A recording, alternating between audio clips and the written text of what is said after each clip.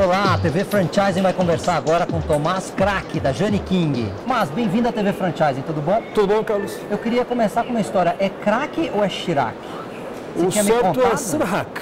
Como que é o certo? Sirhak. E de onde vem o seu Tcheco? Da República Tcheca. Mas todo mundo te chama de Tomás Craque. Craque. Craque. Mas então... eu sou craque na bola, craque na escola e craque na franquia também. Então vai ficar o Craque, é isso? Vai ficar o craque. Tomás, conta um pouquinho pra gente o que é a Jani King, como é que surgiu a Jani King. Conta a historinha pra gente.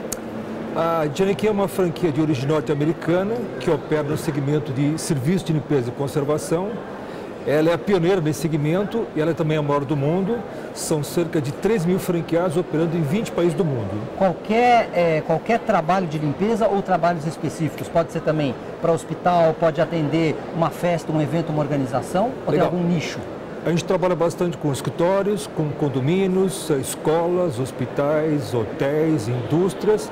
E a gente também faz trabalhos específicos, como, por exemplo, lavar carpete, lavagem de fachada externa de vidros, limpeza de eventos, tratamento de piso, polimento de mármore e granito e assim por diante. E como é que você teve a ideia de trabalhar com essa franquia? Como é que surgiu essa história aqui no Brasil?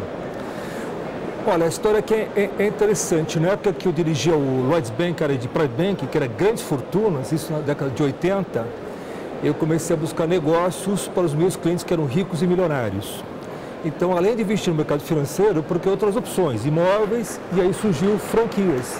E eu participei da primeira feira de franquias aqui no Brasil, que foi em 86. Era uma feira pequenininha, tinha 16 expositores. Agora tem aqui tem uns 300 e tanto. E naquela época era bem pequenininha. Aí comecei a conhecer franquia. Aí fiquei motivado a me aprofundar. Fui para Washington no ano seguinte e eu conheci um estudo do John Naisbitt, que era um estudo sobre o futuro de franquias. Até então você não entendia desse modelo de negócio? E era uma visão para o ano 2010. Mas qual era a visão dele para 2010? Aí foi a conclusão. Naquele momento, o boom era fast food, futuro, serviço. Então a visão dele é, no ano 2010 vai estar explodindo franquia de serviço. Sapataria, lavanderia, limpeza, home care e assim por diante. Isso que se chama de ter uma visão a longo prazo, hein? Bem longo prazo. Nós estamos falando de 25 super anos. longo prazo. Aí eu falei, legal, como eu sou uma pessoa que tem uma visão de longo prazo, eu vou embarcar nessa. Aí comecei a estudar e ele citava algumas franquias, como exemplo de franquia nova, emergente, que ia estar crescendo. E ele estava citando aqui Jani King. Mas é correto dizer que se isso era uma visão de longo prazo, então você batalhou muito no começo? Ou seja, as pessoas ainda não estavam preparadas para uma franquia de serviço? É correto isso ou não? Não, na verdade é uma questão de uma mudança de cultura, é uma questão de novidade. Eu particularmente dirigi uma de grandes fortunas, e eu nunca pensei em mexer com limpeza. Mas é até a história que é interessante, porque até me aprofundando, é um bom negócio, não para mim, para os meus clientes que tinham dinheiro. Aí no ano de 91, nós organizamos, junto com o Paulo César Mauro, a primeira feira de franquias americanas, que era uma grande novidade naquela época, e eu entrei como patrocinador. Aí quem estava lá, por coincidência, aquela menção do John Naisbitt, que Jani King era um exemplo de uma franquia de serviço, estava lá presente. Aí eu falei, bom, legal, vamos trabalhar com os clientes.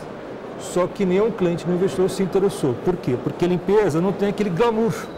Então o pessoal prefere mexer com um produto chique, com roupa, com carro, com informática, não sei o quê. Tem visibilidade. Tem visibilidade, alguma coisa tangível. Ninguém comprou. Aí eu falei, bom, então é a minha vez então. É já que ninguém comprou, agora. É oportunidade. Está batendo então, demais na minha porta. E até o que me chamou a atenção naquele momento, até uma coisa que vale até hoje. O investimento é baixo porque não requer um ponto comercial, não requer instalações sofisticadas, não requer um capital de giro muito alto.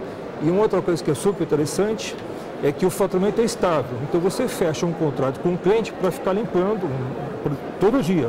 Uma indústria, um condomínio e assim por diante. Então o que acontece? Se você limpar direito, aquele contrato vai ficar em operação por anos e anos. Então o que acontece? O teu faturamento é estável. E você, quando compra o equipamento, é interessante que você investe no contrato, você tem um faturamento garantido. Numa operação de comércio, o fluxo é o contrário. Você monta a loja, você monta o estoque, começa a vender. Então você antecipa o dinheiro. Se vender, vendeu. Se não vendeu, você vai ter problema. E numa operação de limpeza, você faz investimento quando tem um contrato já assinado pelo cliente já e você está tem garantido. Garantida. Então foi isso que me chamou a atenção. E como é que está a Jani King hoje? Conta pra gente como é que está hoje o número de franqueados, aonde vocês estão atingindo o Brasil inteiro. Nós começamos a operar aqui no Brasil, foi no de 91, foi a pioneira aqui no Brasil.